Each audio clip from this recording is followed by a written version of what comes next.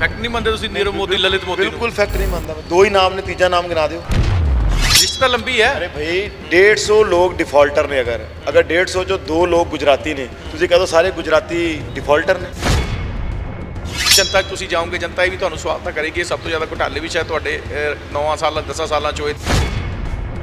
ललित मोदी नूं करजा किहने दिता? मोदी साहब ने दिता। ललित मोदी नूं सारे दा सारा लोन मनमोहन सिंह दी सरकार। इन्होंने एक्शन भी तो नहीं लिता फिर उस हिसाब नाल? एक्शन लिता तां ही तां विदेश भज्जे। पिंडां 'च चोर, समगलर, समैकीए, जेबां कट्टण वाले इलाका छड्ड के कदों दौड़दे आ? ਉਹ ਕਹਿੰਦੇ ਯਾਰ ਥਾਣੇਦਾਰ ਤਗੜਾ ਆ ਗਿਆ, ਹੁਣ ਗੱਲ ਨਹੀਂ ਬੰਨੀ, ਪੈਰ ਨਹੀਂ ਲੱਗਣੇ, ਇਹ ਜੁੱਤੀ ਫੇਰੂਗਾ ਤੇ ਦੌੜ ਜਾਓ ਇੱਥੋਂ, ਨਵੇਂ ਇਲਾਕੇ ਚਲ ਜਾਓ। ਇਹ ਜਿੰਨੇ ਡਿਫਾਲਟਰ ਸੀਗੇ ਹਿੰਦੁਸਤਾਨ ਛੱਡ ਕੇ ਇਸ ਕਰਕੇ ਭੱਜੇ ਕਿ ਮੋਦੀ ਸਾਹਿਬ ਨੇ ਪਾਰਲੀਮੈਂਟ 'ਚ ਕਾਨੂੰਨ ਲੈ ਕੇ ਆਇਆ। ਤੁਹਾਡੀ ਉਹਨਾਂ ਸੂਬਿਆਂ 'ਚ ਪੈਰ ਲਾਉਣ ਦੀ ਕੋਸ਼ਿਸ਼ ਤਾਂ ਨਹੀਂ ਕੋਈ ਕਰਕੇ ਇਹਦੇ 'ਚ ਕੋਈ ਆਪਣੀ ਮਰਜ਼ੀ ਨਾਲ ਤੁਸੀਂ ਬਣਾ ਲਓ ਵੀ ਇੱਥੇ ਭਾਜਪਾ ਦਾ ਪ੍ਰਭਾਵ ਜ਼ਿਆਦਾ ਹੈ। ਲੇਕਿਨ ਦੇਸ਼ ਦੇ ਕਾਨੂੰਨ 'ਚ ਚੁਣਾਵ ਆਯੋਗ ਦੇ 'ਚ ਲਿਖਿਆ ਹੈ ਕਿ ਹਰ 20 ਸਾਲ ਬਾਅਦ ਪਰਿਸੀਮਨ ਹੋਵੇ। ਪ੍ਰਧਾਨ ਮੰਤਰੀ ਨਰਿੰਦਰ ਮੋਦੀ ਦਾ ਪੰਜਾਬ ਤੇ ਸਿੱਖਾਂ ਨਾਲ ਖਾਸ ਰਿਸ਼ਤਾ, ਕੀ ਲੋੜ ਪੈ ਗਈ ਸੀ ਪ੍ਰਧਾਨ ਮੰਤਰੀ ਨੂੰ ਕਿਤਾਬ ਛਾਪ ਕੇ ਦੱਸਣ ਦੀ ਕਿ ਮੇਰਾ ਸਿੱਖਾਂ ਨਾਲ ਖਾਸ ਰਿਸ਼ਤਾ ਹੈਗਾ? ਕਿਉਂਕਿ ਕਿਸੇ ਪ੍ਰਧਾਨ ਮੰਤਰੀ ਨੇ ਕੋਈ ਕੰਮ ਹੀ ਨਹੀਂ ਕੀਤੇ ਇੱਦਾਂ ਦੇ। ਅਸੀਂ ਸਿੱਖ ਕਤਲੇਆਮ ਕਰਨ ਵਾਲੇ ਸੱਜਣ ਕੁਮਾਰ ਟਾਈਟਲ ਵਰਗੇ ਲੋਕਾਂ ਨੂੰ MP MLA ਬਣਾਇਆ। ਕੀ ਕਿਤਾਬ ਛਾਪ ਦਿਓ? ਕਿਤਾਬ ਤੇ ਉਹੀ ਛਾਪੇਗਾ ਨਾ ਜਿਹਨੇ ਕੁਝ ਕੰਮ ਕੀਤੇ ਹੋਣ। ਤੁਹਾਨੂੰ ਦੱਸਣ ਦੀ ਲੋੜ ਕਿ ਤੁਸੀਂ ਕਰ ਰਹੇ ਹੋ, ਲੋਕਾਂ ਨੂੰ ਪਤਾ ਹੈ। ਜਾਂ ਤੁਹਾਡਾ ਸਾਰਾ ਜਨ ਵਿਰੋਧ ਜ਼ਿਆਦਾ ਹੋ ਗਿਆ ਸੀ ਇੱਥੇ ਕਿਸਾਨੀ ਅੰਦੋਲਨ ਤੋਂ ਬਾਅਦ? ਨਹੀਂ, ਇਹ ਕਿਤਾਬ ਤਾਂ ਕਿਸਾਨੀ ਅੰਦੋਲਨ ਤੋਂ ਪਹਿਲਾਂ ਹੀ ਛਪ ਗਈ ਸੀ। ਕਿ 400 ਵਾਲਾ ਸਿਲੰਡਰ ਜਦੋਂ 1000 ਦਾ ਹੋਇਆ, ਇਹਨਾਂ 9 ਸਾਲਾਂ 'ਚ ਹੋਇਆ। ਸ਼ੁਰੂ 'ਚ ਮੋਦੀ ਸਰਕਾਰ 250 ਰੁਪਏ ਤੱਕ ਸਬਸਿਡੀ ਦਿੰਦੀ ਰਹੀ, ਜਿਹੜੀ ਹੁਣ 8 ਰੁਪਏ ਤੇ ਆ ਗਈ ਹੈ। ਜਦੋਂ ਇਦਾਂ ਦੇ ਸਵਾਲ ਜਨਤਾ ਤੁਹਾਨੂੰ ਕਰੇਗੀ ਤਾਂ ਕੀ ਜਵਾਬ ਹੋਏਗਾ? ਉਹ ਕੀਮਤਾਂ ਵਧਣ ਕਰਕੇ ਜਿਹੜੀਆਂ ਕੰਪਨੀਆਂ ਇਹ ਬਣਾਉਂਦੀਆਂ ਉਹਨਾਂ ਦੇ ਉੱਪਰ ਵੀ ਪ੍ਰੈਸ਼ਰ ਵਧਿਆ, ਉਹਦੇ ਕਰਕੇ ਕੁਝ ਕੀਮਤਾਂ ਵਧੀਆਂ। ਸੋ ਅਸੀਂ ਕੋਸ਼ਿਸ਼ ਕਰ ਰਹੇ ਹਾਂ ਕਿ ਆਉਣ ਵਾਲੇ ਦਿਨਾਂ 'ਚ ਸਿਲੰਡਰ ਦੀ ਕੀਮਤ ਵੀ ਹੋਰ ਘਟੇ। ਪੈਟਰੋਲ ਡੀਜ਼ਲ ਤੁਸੀਂ ਦੇਖੋ, ਹਰਿਆਣੇ 'ਚ ਪੈਟਰੋਲ ਸਾਡੇ ਨਾਲੋਂ ਸਸਤਾ ਹੈ, ਚੰਡੀਗੜ੍ਹ ਸਾਡੇ ਨਾਲੋਂ ਸਸਤਾ ਹੈ, ਕਿਉਂਕਿ ਜਿਹੜੀਆਂ ਸਟੇਟ ਗੌਰਮੈਂਟ ਨੇ ਉਹ ਜਿਹੜੇ ਡਿਊਟੀਜ਼ ਲਗਾ ਰਹੀਆਂ, ਉਹਨਾਂ ਨੇ ਉਹਨਾਂ ਡਿਊਟੀਜ਼ 'ਤੇ ਵੈਟ ਨਹੀਂ ਘਟਾਇਆ।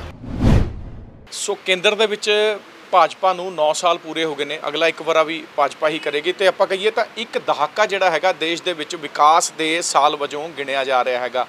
ਪਰ ਕਈ ਅਜਿਹੇ ਵੀ ਸੰਵੇਦਨਸ਼ੀਲ ਗੰਭੀਰ ਮਸਲੇ ਹੋਏ ਜਿਹਨੂੰ ਲੈ ਕੇ ਸ਼ਾਇਦ ਹੁਣ ਜਦੋਂ ਲੋਕ ਸਭਾ ਚੋਣਾਂ 2024 ਚ ਆਉਣਗੀਆਂ ਤਾਂ ਭਾਜਪਾ ਨੂੰ ਜਨਤਾ ਜਨਾਰਦਨ ਜਾ ਕੇ ਜਵਾਬ ਵੀ ਦੇਣੇ ਪੈਣਗੇ। ਪੰਜਾਬ ਭਾਜਪਾ ਦੇ ਵਾਈਸ ਪ੍ਰੈਜ਼ੀਡੈਂਟ ਸੁਭਾਸ਼ ਸ਼ਰਮਾ ਸਾਡੇ ਨਾਲ ਮੌਜੂਦ ਨੇ, ਗੱਲ ਕਰਦੇ ਹਾਂ। ਸੁਭਾਸ਼ ਜੀ, ਇਹ 9 ਸਾਲ ਅਸੀਂ ਦੇਖ ਰਹੇ ਹਾਂ, ਆਪਣਾ ਵਿਕਾਸ ਦੇ ਸਾਲ ਵਜੋਂ ਦੇਖ ਰਹੇ ਹਾਂ, ਪਰ ਇਹਨਾਂ 9 ਸਾਲਾਂ 'ਚ ਕਈ ਅਜਿਹੇ ਸੰਵੇਦਨਸ਼ੀਲ ਮੁੱਦੇ ਵੀ ਪੰਜਾਬ 'ਚ ਆਏ ਸੀ। ਆਪਾਂ ਮਹਿੰਗਾਈ ਦੀ ਗੱਲ ਤੋਂ ਸ਼ੁਰੂ ਕਰਦੇ ਹਾਂ ਕਿ 400 ਵਾਲਾ ਸਿਲੰਡਰ ਜਦੋਂ 1000 ਦਾ ਹੋਇਆ, ਇਹਨਾਂ 9 ਸਾਲਾਂ 'ਚ ਹੋਇਆ। ਸ਼ੁਰੂ 'ਚ ਮੋਦੀ ਸਰਕਾਰ 250 ਰੁਪਏ ਤੱਕ ਸਬਸਿਡੀ ਦਿੰਦੀ ਰਹੀ, ਜਿਹੜੀ ਹੁਣ 8 ਰੁਪਏ ਤੇ ਆ ਗਈ ਹੈ। ਜਦੋਂ ਇਦਾਂ ਦੇ ਸਵਾਲ ਜਨਤਾ ਤੁਹਾਨੂੰ ਕਰੇਗੀ ਤਾਂ ਕੀ ਜਵਾਬ ਹੋਏਗਾ? ਦੇਖੋ, ਸਿਲੰਡਰ ਬਾਏ ਐਂਡ ਲਾਰਜ ਸਸਤਾ ਰਿਹਾ, ਪਿਛਲੇ 1.5 ਸਾਲ ਤੋਂ ਵਧਿਆ। ਉਹਦਾ ਕਾਰਨ ਹੈ ਕਿ ਦੁਨੀਆ ਦੇ ਅੰਦਰ ਗੈਸ ਸਿਲੰਡਰ ਦੀਆਂ ਕੀਮਤਾਂ ਵੱਧ ਗਈਆਂ। ਜਿਹੜੀ ਇਹ ਗੈਸ ਅਸੀਂ ਕੰਜ਼ਿਊਮ ਕਰਦੇ ਹਾਂ LPG, ਕਿਉਂਕਿ ਅਸੀਂ ਜ਼ਿਆਦਾਤਰ ਦੁਨੀਆ 'ਤੇ ਨਿਰਭਰ ਹਾਂ ਇਸ ਨੂੰ ਖਰੀਦਣ ਲਈ। ਅਸੀਂ ਆਤਮ ਨਿਰਭਰ ਨਹੀਂ ਹਾਂ, ਸਾਨੂੰ ਜ਼ਿਆਦਾ ਹਿੱਸਾ ਇੰਪੋਰਟ ਕਰਨਾ ਪੈਂਦਾ ਹੈ। ਸੋ ਉਹ ਕੀਮਤਾਂ ਵਧਣ ਕਰਕੇ ਜਿਹੜੀਆਂ ਕੰਪਨੀਆਂ ਇਹ ਬਣਾਉਂਦੀਆਂ ਉਹਨਾਂ ਦੇ ਉੱਪਰ ਵੀ ਪ੍ਰੈਸ਼ਰ ਵਧਿਆ, ਉਹਦੇ ਕਰਕੇ ਕੁਝ ਕੀਮਤਾਂ ਵਧੀਆਂ। ਹਾਲਾਂਕਿ ਹੁਣ ਸਰਕਾਰ ਨੇ ਜਿਹੜੇ ਬਿਲੋ ਪਾਵਰਟੀ ਲਾਈਨ ਨੇ ਉਹਨਾਂ ਨੂੰ 200 ਰੁਪਏ ਦੀ ਸਬਸਿਡੀ ਹੋਰ ਵਧਾਈ ਹੈ। ਸੋ ਅਸੀਂ ਕੋਸ਼ਿਸ਼ ਕਰ ਰਹੇ ਹਾਂ ਕਿ ਆਉਣ ਵਾਲੇ ਦਿਨਾਂ 'ਚ ਸਿਲੰਡਰ ਦੀ ਕੀਮਤ ਵੀ ਹੋਰ ਘਟੇ। ਪੈਟਰੋਲ ਡੀਜ਼ਲ ਵੀ ਹੈ, ਤੁਸੀਂ ਦੁਨੀਆ ਦੇ ਦੇਸ਼ਾਂ ਨਾਲ ਕੰਪੈਰੀਜ਼ਨ ਕਰਕੇ ਦੇਖ ਲਓ। ਯੂਕਰੇਨ ਔਰ ਰਸ਼ੀਆ ਦੀ ਵਾਰ ਤੋਂ ਬਾਅਦ ਪੂਰੀ ਦੁਨੀਆ 'ਚ ਪੈਟਰੋਲ ਡੀਜ਼ਲ ਦੇ ਰੇਟ ਲਗਭਗ 1.5 ਗੁਣਾ ਤੋਂ 2 ਗੁਣਾ ਵੱਧ ਗਏ। ਆਪਣੇ ਦੇਸ਼ 'ਚ ਤਾਂ ਉੱਥੇ ਹੀ ਖੜੇ ਨੇ, ਹਲੇ ਸਥਿਰ ਨੇ। ਜਿਹੜੇ ਵਧੇ ਵੀ ਸੀ ਔਰ ਸਰਕਾਰ ਨੇ ਜਦੋਂ ਵਧੇ, ਸਰਕਾਰ ਨੇ ਆਪਣੀ ਡਿਊਟੀ ਘਟਾਈ ਉੱਤੇ। ਲੇਕਿਨ ਉਹਦੇ ਸਟੇਟਾਂ ਦਾ ਬਹੁਤ ਵੱਡਾ ਰੋਲ ਹੈ। ਤੁਸੀਂ ਦੇਖੋ, ਹਰਿਆਣੇ 'ਚ ਪੈਟਰੋਲ ਸਾਡੇ ਨਾਲੋਂ ਸਸਤਾ ਹੈ, ਚੰਡੀਗੜ੍ਹ ਸਾਡੇ ਨਾਲੋਂ ਸਸਤਾ ਹੈ, ਕਿਉਂਕਿ ਜਿਹੜੀਆਂ ਸਟੇਟ ਗੌਰਮੈਂਟ ਨੇ ਉਹ ਜਿਹੜੇ ਡਿਊਟੀਜ਼ ਲਗਾ ਰਹੀਆਂ, ਉਹਨਾਂ ਨੇ ਉਹਨਾਂ ਡਿਊਟੀਜ਼ 'ਤੇ ਵੈਟ ਨਹੀਂ ਘਟਾਇਆ। ਇਸ ਕਰਕੇ ਇਹ ਸਾਰੀਆਂ ਇਸ਼ੂ ਜਿਹੜੇ ਨੇ ਇੰਟਰਨੈਸ਼ਨਲ ਡੇਟਾ ਦੇ ਨਾਲ ਹੀ ਚੱਲਦੇ ਨੇ। ਔਰ ਇਸ ਵੇਲੇ ਜੰਗ ਦੇ ਜਿਵੇਂ ਹਾਲਾਤ ਦੁਨੀਆ 'ਚ ਬਣੇ ਹੋਏ ਨੇ, ਉਹਦੇ ਕਰਕੇ ਹਲੇ ਕੁਛ ਦੇਰ ਹੋਰ ਪੈਟਰੋਲ ਡੀਜ਼ਲ ਮੈਨੂੰ ਲੱਗਦਾ ਹੈ ਕਿ ਮਹਿੰਗਾ ਮਿਲੇਗਾ। ਕੇਂਦਰ ਸਰਕਾਰ ਦੀ ਪੂਰੀ ਕੋਸ਼ਿਸ਼ ਹੈ ਜਿੰਨੀ ਸਬਸਿਡੀ ਅਸੀਂ ਦੇ ਸਕਦੇ ਹਾਂ ਦਈਏ, ਲੇਕਿਨ ਸਬਸਿਡੀ ਦੀ ਵੀ ਇੱਕ ਸੀਮਾ ਹੈ, ਕਿਉਂਕਿ ਉਹੀ ਪੈਸਾ ਵਿਕਾਸ 'ਤੇ ਵੀ ਲੱਗਣਾ ਹੈ, ਉਹੀ ਪੈਸੇ ਨਾਲ ਗਰੀਬਾਂ ਨੂੰ ਇਲਾਜ ਵੀ ਮਿਲਣਾ ਹੈ, ਸਿੱਖਿਆ ਵੀ ਮਿਲਣੀ ਹੈ, ਓਵਰਆਲ ਡਿਵੈਲਪਮੈਂਟ 'ਤੇ ਵੀ ਲੱਗਣਾ ਹੈ। ਸੋ ਅਗਰ ਅਸੀਂ ਉਹ ਸਾਰਾ ਪੈਸਾ ਸਬਸਿਡੀ 'ਚ ਦੇ ਦਾਂਗੇ ਤਾਂ ਫਿਰ ਹਸਪੀਟਲ ਮਾਡਰਨਾਈਜ਼ ਨਹੀਂ ਹੋ ਪਾਉਣਗੇ, ਸੜਕਾਂ ਹਾਈਵੇ ਨਹੀਂ ਬਣ ਪਾਉਣਗੀਆਂ, ਦਲਿਤ ਬੱਚਿਆਂ ਦੀ ਸਕਾਲਰਸ਼ਿਪ ਨਹੀਂ ਜਾ ਪਾਏਗੀ। ਇਸ ਕਰਕੇ ਸਰਕਾਰ ਨੂੰ ਬੈਲੈਂਸ ਬਣਾਉਣਾ ਪੈਂਦਾ। ਸੋ ਦੇਖਿਆ ਜਾਵੇ ਤਾਂ ਨਰਿੰਦਰ ਮੋਦੀ ਵਾਹਿਦ ਇੱਕ ਅਜਿਹੇ ਪ੍ਰਧਾਨ ਮੰਤਰੀ ਹੋਏ ਨੇ ਮੇਰੇ ਖਿਆਲ ਦੇ ਵਿੱਚ ਜਿਨ੍ਹਾਂ ਨੇ ਪੰਜਾਬ ਨੂੰ ਖਾਸ ਕਰ ਲੈ ਕੇ ਇੱਕ ਕਿਤਾਬ ਇਹਨਾਂ ਦੇ ਕਾਰਜਕਾਲ 'ਚ ਹੀ ਛਪੀ, IB ਨੇ ਛਾਪੀ ਸੀ, ਤੁਸੀਂ ਵੀ ਦੇਖੀ ਹੋਏਗੀ, ਪ੍ਰਧਾਨ ਮੰਤਰੀ ਨਰਿੰਦਰ ਮੋਦੀ ਦਾ ਪੰਜਾਬ ਤੇ ਸਿੱਖਾਂ ਨਾਲ ਖਾਸ ਰਿਸ਼ਤਾ। ਕੀ ਲੋੜ ਪੈ ਗਈ ਸੀ ਪ੍ਰਧਾਨ ਮੰਤਰੀ ਨੂੰ ਕਿਤਾਬ ਛਾਪ ਕੇ ਦੱਸਣ ਦੀ ਕਿ ਮੇਰਾ ਸਿੱਖਾਂ ਨਾਲ ਖਾਸ ਰਿਸ਼ਤਾ ਹੈਗਾ? ਨਹੀਂ, ਕਿਤਾਬ ਕੋਈ ਅੱਜ ਤੱਕ ਸ਼ਾਇਦ ਕਿਸੇ ਪ੍ਰਧਾਨ ਮੰਤਰੀ ਨੇ ਛਾਪੀ ਨਹੀਂ ਹੋਣੀ ਇੱਦਾਂ, ਕਿਉਂਕਿ ਕਿਸੇ ਪ੍ਰਧਾਨ ਮੰਤਰੀ ਨੇ ਕੋਈ ਕੰਮ ਹੀ ਨਹੀਂ ਕੀਤੇ ਇੱਦਾਂ ਦੇ। ਤੁਸੀਂ ਦੇਖੋ ਨਾ, ਨਰਿੰਦਰ ਮੋਦੀ ਤੋਂ ਇਲਾਵਾ ਦੇਸ਼ ਜ਼ਿਆਦਾ ਸਮੇਂ ਤੇ ਕਾਂਗਰਸ ਦੀ ਸਰਕਾਰ ਰਹੀ, ਕੀ ਕਿਤਾਬ ਛਾਪਦੇ? ਕਦੇ ਸ਼੍ਰੀ ਹਰਿਮੰਦਰ ਸਾਹਿਬ ਤੇ ਹਮਲਾ ਕੀਤਾ, ਅਸੀਂ 1984 ਚ ਹਜ਼ਾਰਾਂ ਸਿੱਖਾਂ ਨੂੰ, ਨਿਰਦੋਸ਼ ਲੋਕਾਂ ਨੂੰ ਕਤਲੇਆਮ ਕੀਤਾ, ਅਸੀਂ ਸਿੱਖ ਕਤਲੇਆਮ ਕਰਨ ਵਾਲੇ ਸੱਜਣ ਕੁਮਾਰ, ਟਾਈਟਲ ਵਰਗੇ ਲੋਕਾਂ ਨੂੰ MP MLA ਬਣਾਇਆ। ਕੀ ਕਿਤਾਬ ਛਾਪਦੇ ਹੋ? ਕਿਤਾਬ ਤੇ ਉਹੀ ਛਾਪੇਗਾ ਨਾ ਜਿਹਨੇ ਕੁਝ ਕੰਮ ਕੀਤੇ ਹੋਣਗੇ। ਤੁਹਾਨੂੰ ਦੱਸਣ ਦੀ ਲੋੜ ਕੀ, ਤੁਸੀਂ ਕਰ ਰਹੇ ਹੋ, ਲੋਕਾਂ ਨੂੰ ਪਤਾ। ਨਹੀਂ, ਐਸਾ ਨਹੀਂ ਹੁੰਦਾ। ਦੇਖੋ, ਕੋਈ ਵੀ ਕੰਮ ਜਦੋਂ ਅਸੀਂ ਕਰਦੇ ਹਾਂ ਤਾਂ ਲੋਕਾਂ ਨੂੰ ਦੱਸਣ ਦੀ ਵੀ ਲੋੜ ਹੁੰਦੀ ਹੈ, ਔਰ ਖਾਸ ਕਰਕੇ ਪੰਜਾਬ ਵਰਗੇ ਸੂਬੇ 'ਚ ਜਿੱਥੇ ਭਰਮ ਝੂਠ ਫੈਲਾਉਣ ਲਈ ਬਹੁਤ ਵੱਡੀਆਂ ਏਜੰਸੀਆਂ ਲੱਗੀਆਂ। ਜਾਂ ਤੁਹਾਡਾ ਸਾਰਾ ਜਨ ਵਿਰੋਧ ਜ਼ਿਆਦਾ ਹੋ ਗਿਆ ਸੀ ਇੱਥੇ ਕਿਸਾਨੀ ਅੰਦੋਲਨ ਤੋਂ ਬਾਅਦ? ਨਹੀਂ, ਇਹ ਕਿਤਾਬ ਤਾਂ ਕਿਸਾਨੀ ਅੰਦੋਲਨ ਤੋਂ ਪਹਿਲਾਂ ਹੀ ਛਪ ਗਈ ਸੀ। ਸਾਰਾ ਬਹੁਤ ਵੱਡੀਆਂ ਤਾਕਤਾਂ ਨੇ ਜਿਹੜੀਆਂ ਪੰਜਾਬ ਨੂੰ ਤੋੜਨਾ ਚਾਹੁੰਦੀਆਂ, ਪੰਜਾਬ ਦੇ ਹਿੰਦੂ ਸਿੱਖ ਭਾਈਚਾਰੇ ਨੂੰ ਤੋੜਨਾ ਚਾਹੁੰਦੀਆਂ, ਪੰਜਾਬ ਦੀ ਸ਼ਾਂਤੀ ਨੂੰ ਭੰਗ ਕਰਨਾ ਚਾਹੁੰਦੀਆਂ, ਹਿੰਦੁਸਤਾਨ ਨੂੰ ਕਮਜ਼ੋਰ ਕਰਨਾ ਚਾਹੁੰਦੀਆਂ, ਔਰ ਤਾਕਤਾਂ ਦੇਸ਼ ਦੇ ਅੰਦਰ ਵੀ ਨੇ, ਦੇਸ਼ ਦੇ ਬਾਹਰ ਵੀ ਨੇ। ਜਦੋਂ ਐਸੀਆਂ ਤਾਕਤਾਂ ਕੰਮ ਕਰ ਰਹੀਆਂ ਹੋਣ ਤੇ ਨਿਸ਼ਚਿਤ ਰੂਪ ਨਾਲ ਜਿਹੜੇ ਅੱਛੇ ਕੰਮ ਨੇ, ਜਿਹੜੇ ਭਾਈਚਾਰੇ ਨੂੰ ਮਜ਼ਬੂਤ ਕਰਦੇ ਨੇ, ਜਿਹੜੇ ਲੋਕਾਂ 'ਚ ਵਿਸ਼ਵਾਸ ਜਾਗਰਿਤ ਕਰਦੇ ਨੇ, ਉਹਨਾਂ ਨੂੰ ਲੋਕਾਂ ਤੱਕ ਲੈ ਕੇ ਜਾਣ ਦੀ ਵੀ ਜ਼ਰੂਰਤ ਹੁੰਦੀ ਹੈ। ਔਰ BJP ਨੂੰ ਖਾਸ ਕਰਕੇ ਇਸ ਕਰਕੇ ਵੀ ਜ਼ਿਆਦਾ ਜ਼ਰੂਰਤ ਹੈ ਕਿ ਸਾਡਾ ਪਿੰਡਾਂ 'ਚ ਬੇਸ ਘੱਟ ਸੀਗਾ। ਅਕਾਲੀ ਦਲ ਨਾਲ ਲੰਬਾ ਸਮਾਂ ਸਾਡਾ ਗੱਠਜੋੜ ਰਿਹਾ, ਪਿੰਡਾਂ 'ਚ ਸਾਡੇ ਕੋਲ ਵਰਕਰ ਵੀ ਘੱਟ ਨੇ, ਪਿੰਡਾਂ 'ਚ ਸਾਡੇ ਕੋਲ ਸੰਗਠਨ ਦੀ ਵੀ ਕਮੀ ਸੀ।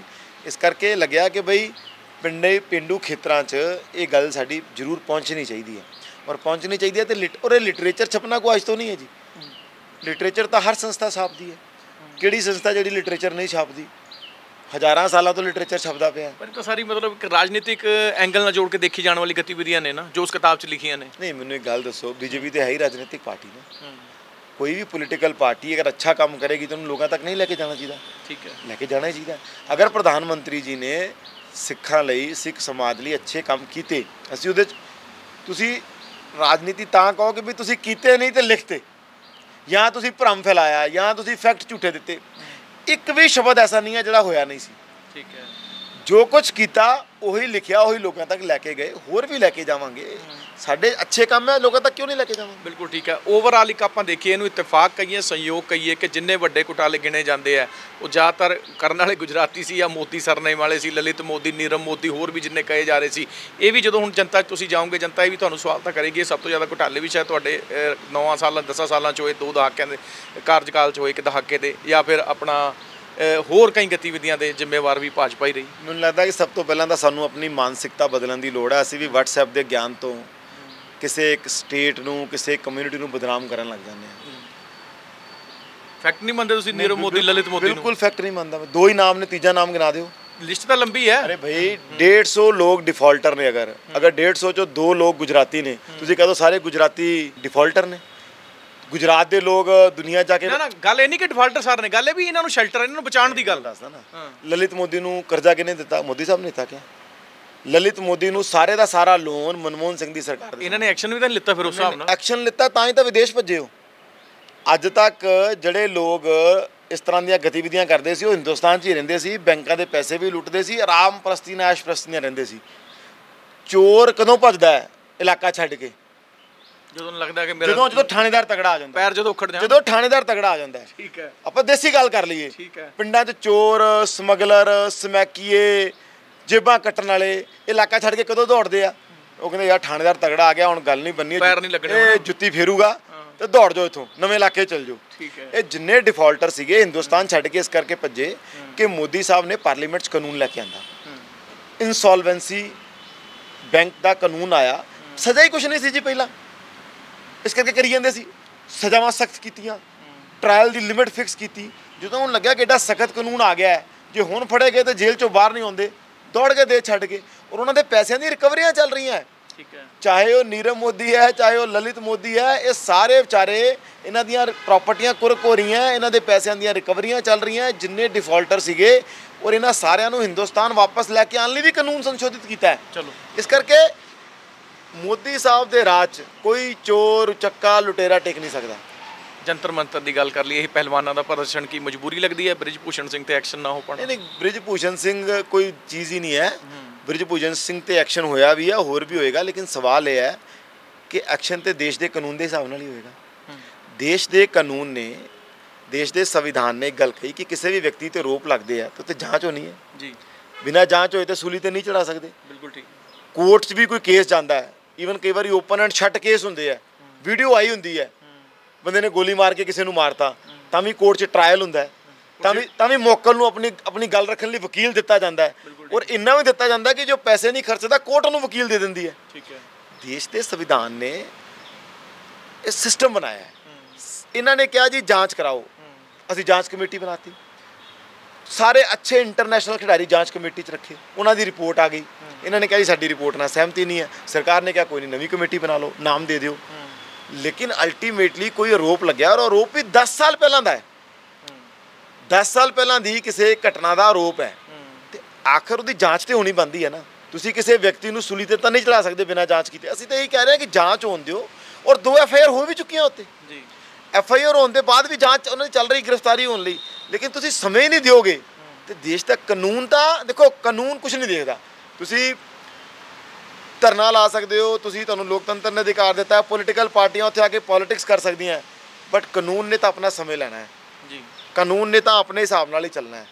ਇਸ ਕਰਕੇ ਮੈਨੂੰ ਇਹ ਲੱਗਦਾ ਹੈ ਕਿ ਸਾਡੇ ਜਿਹੜੇ ਖਿਡਾਰੀ ਨੇ ਉਹਨਾਂ ਨੂੰ ਵੀ ਇਸ ਗੱਲ ਨੂੰ ਸਮਝਣਾ ਚਾਹੀਦਾ ਹੈ ਕਿ ਇਸ ਦੇਸ਼ ਨੇ ਉਹਨਾਂ ਨੂੰ ਬਹੁਤ ਮਾਨ ਸਨਮਾਨ ਦਿੱਤਾ ਹੈ ਔਰ ਰਾਜਨੀਤਿਕ ਲੋਕਾਂ ਦੇ ਉਹਦੇ ਮੈਂ ਕਹਿ ਲਾਂ ਇੱਕ ਤਰ੍ਹਾਂ ਨਾਲ ਕਿ ਉਹਨਾਂ ਦੀ ਰਾਜਨੀਤੀ ਦਾ ਸ਼ਿਕਾਰ ਉਹ ਨਾ ਹੋਣ, ਆਪਣੇ ਮੋਢੇ ਉਹਨਾਂ ਨੂੰ ਇਸਤੇਮਾਲ ਨਾ ਕਰਨ। ਜਿੰਨਾ ਦੇਸ਼ ਦੇ ਖਿਡਾਰੀਆਂ ਲਈ ਨਰਿੰਦਰ ਮੋਦੀ ਜੀ ਕਰ ਰਹੇ ਆ, ਜਿੰਨਾ ਇਹ ਸਰਕਾਰ ਕਰ ਰਹੀ ਹੈ, ਕੋਈ ਨਹੀਂ ਕਰ ਸਕਦਾ।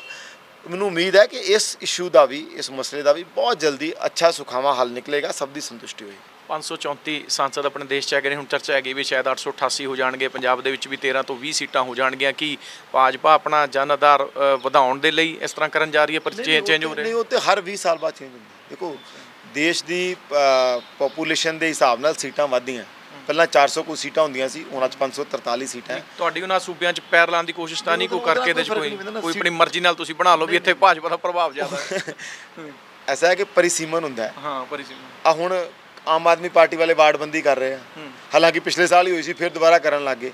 ਲੇਕਿਨ ਦੇਸ਼ ਦੇ ਕਾਨੂੰਨ 'ਚ ਚੁਣਾਵ ਆਯੋਗ ਦੇ 'ਚ ਇੱਕ ਲਿਖਿਆ ਹੈ ਕਿ ਹਰ 20 ਸਾਲ ਬਾਅਦ ਪਰਿਸੀਮਨ ਹੋਏਗਾ। ਬਿਲਕੁਲ ਠੀਕ। ਔਰ ਉਹ 20 ਸਾਲ ਬਾਅਦ ਕਿਉਂਕਿ ਪੋਪੂਲੇਸ਼ਨ ਵੱਧਦੀ ਹੈ, ਪੋਪੂਲੇਸ਼ਨ ਵਧਣ ਦੇ ਨਾਲ ਸੀਟਾਂ ਵੀ ਵਧਣੀਆਂ ਹੈ, ਰਿਪਰੈਜ਼ੈਂਟੇਸ਼ਨ ਵੀ ਵਧਣੀ ਹੈ।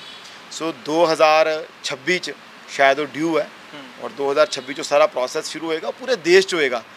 ਉਹਦੇ ਨਾਲ ਕੋਈ ਲੈਣਾ ਦੇਣਾ ਨਹੀਂ ਕਿ ਬੀਜੇਪੀ ਹੈ ਕਿ ਬੀਜੇਪੀ ਨਹੀਂ ਹੈ।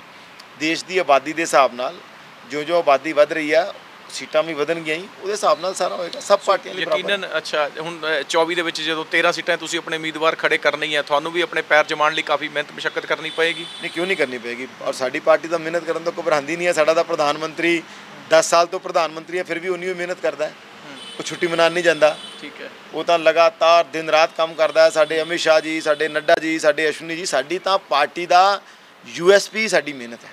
ਇਸ ਕਰਕੇ ਅਸੀਂ ਤਾਂ ਇਲੈਕਸ਼ਨ ਹੋਏ ਇਲੈਕਸ਼ਨ ਨਾ ਹੋਏ 24 ਘੰਟੇ ਪਾਰਟੀ ਦੇ ਕੰਮ 'ਚ ਲੱਗੇ ਰਹਿੰਦੇ ਹਾਂ ਔਰ ਇਹੀ ਕਾਰਨ ਹੈ ਕਿ ਬੀਜੇਪੀ ਲਗਾਤਾਰ ਮਜ਼ਬੂਤ ਹੋ ਰਹੀ ਹੈ, ਬੀਜੇਪੀ ਦਾ ਆਧਾਰ ਵੱਧ ਰਿਹਾ ਹੈ। ਹਿੰਦੁਸਤਾਨ ਦੇ ਐਸੇ ਸੂਬੇ ਜਿੱਥੇ ਕਦੀ ਬੀਜੇਪੀ ਸੀਗੀ ਨਹੀਂ, ਉੱਥੇ ਵੀ ਬੀਜੇਪੀ ਸਰਕਾਰਾਂ ਬਣਾ ਰਹੀ। ਅਸੀਂ ਤ੍ਰਿਪੁਰਾ 'ਚ ਸਰਕਾਰ ਬਣਾਈ, ਅਸੀਂ ਨਾਰਥ ਈਸਟ ਸਰਕਾਰ ਬਣਾਈ, ਈਵਨ ਜਿਹੜੇ ਤਮਿਲਨਾਡੂ ਕੇਰਲਾ ਵਰਗੀਆਂ ਸਟੇਟਾਂ ਨੇ ਉੱਥੇ ਵੀ ਬੀਜੇਪੀ ਦਾ ਵੋਟ ਵੱਧ ਰਿਹਾ ਹੈ।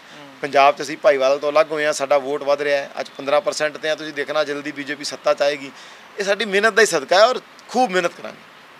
ਸੋ ਸੁਭਾਸ਼ ਸ਼ਰਮਾ ਨਾਲ ਸਾਡੀ ਜਿਹੜਾ ਗੱਲਬਾਤ ਚੱਲ ਰਹੀ ਸੀਗੀ, ਸੋ ਖਾਸ ਤੌਰ ਤੇ ਜਨਤਾ ਦੀ ਕਚਹਿਰੀ ਜਾ ਕੇ ਉਹ ਆਪਾਂ ਜੇ ਸਿੱਧੇ ਸ਼ਬਦਾਂ 'ਚ ਕਹੀਏ ਉਹ ਨਕਾਰਾਤਮਕ ਸਵਾਲਾਂ ਜਿਹੜੇ ਲੱਗਦੇ ਨੇ ਪਾਰਟੀ ਨੂੰ ਆਪਣੇ ਲਈ, ਤੇ ਜਦੋਂ ਇਹਨਾਂ ਦਾ ਜਵਾਬ ਦੇਣਾ ਪਏਗਾ ਜਨਤਾ ਜਾ ਕੇ, ਬੜੀ ਖੂਬਸੂਰਤੀ ਨਾਲ ਸੁਭਾਸ਼ ਸ਼ਰਮਾ ਨੇ ਸਾਰੇ ਸਵਾਲਾਂ ਦਾ ਜਵਾਬ ਦਿੱਤਾ। ਕਿਤੇ ਨਾ ਕਿਤੇ ਕਹਿੰਦੇ ਸਿਆਸੀ ਸਾਜ਼ਿਸ਼ਾਂ ਵੀ ਹੋ ਸਕਦੀਆਂ, ਵਿਰੋਧੀ ਦਲਾਂ ਦੀ ਨੀਤੀਆਂ ਵੀ ਹੋ ਸਕਦੀਆਂ ਜੋ ਉਹਨਾਂ ਖਿਲਾਫ ਲੈ ਕੇ ਪ੍ਰਚਾਰ ਕੀਤੇ ਕਿ ਬਾਕੀ ਜੋ ਕੁਝ ਹੋ ਰਿਹਾ ਸਭ ਕਾਨੂੰਨ ਦੇ ਸੰਵਿਧਾਨ ਦੇ ਦਾਇਰੇ ਦੇ ਵਿੱਚ ਰਹਿ ਕੇ ਹੋ ਰਿਹਾ। ਤੇ ਯਕੀਨਨ ਜਦੋਂ ਉਹਨਾਂ ਨੂੰ ਕੇਂਦਰ ਦੇ ਵਿੱਚ ਕਿਸੇ ਸੂਬੇ ਦੇ ਵਿੱਚ ਵੀ ਦੁਬਾਰਾ ਜੇ ਜਨਤਾ ਜਨਾਰਦਨ ਸੱਤਾ ਸੌਂਪਦੀ ਹੈ ਤਾਂ ਨਿਰਵਿਰੋਧ ਹੋ ਕੇ ਸੂਬੇ ਦਾ ਵਿਕਾਸ, ਦੇਸ਼ ਦਾ ਵਿਕਾਸ ਹੀ ਉਹਨਾਂ ਦਾ ਮਕਸਦ ਰਹੇਗਾ।